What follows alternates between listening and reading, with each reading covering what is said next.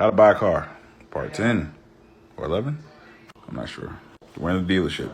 So we basically talked about the customer interview, okay? You've sat down with the salesperson, talking to him, being honest, as you should. Again, you've done your research, you know exactly what you're talking about. At this point, typically they're going to go for a test drive, right? Now, depends on how you want to go about this. You can go ahead and give your credit application. Quite as kept, it's not going to like drastically, destroy your credit simply because you're trying to purchase a vehicle. I can understand if you were just looking, but we've kind of knocked out all that stuff. If you're going to the dealership, you should be to buy that thing. Yes, let them see your credit. Why? Because they can be running the stuff, seeing exactly what's going to be possible for you.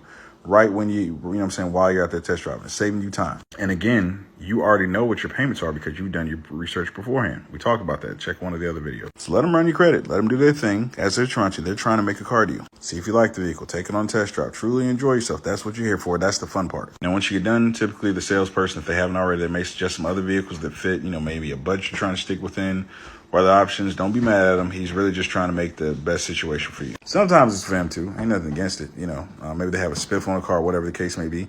Or maybe based off of what you said you want, he's like, yo, in my experience, like, you should probably check this out. Don't be opposed to that. But if you do switch to a different vehicle, again, you need to do your research. You got your phone right there. You can go home, at that point, say, hey, you know what, let me go check this out, do some research on these. Don't want to see numbers that you guys got. Let me do some stuff on this right here. Here's the reality. 80% of customers that select the vehicle online end up buying a different one. It's just numbers. I think the biggest thing here is that you shouldn't be afraid to walk away.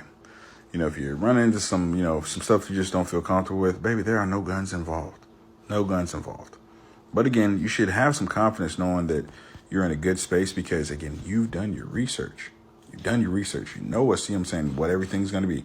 You know what to expect when you trade. You know what everything else is going.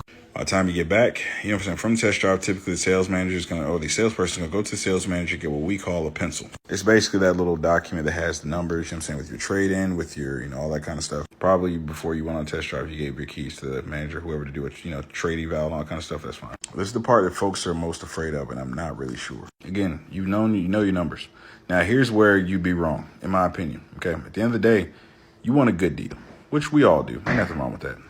But if you've done research, like you should have, looking at a couple different vehicles, you know what that vehicle's selling for. You've seen, what could be their best pricing, which is online. So there's no guessing game here.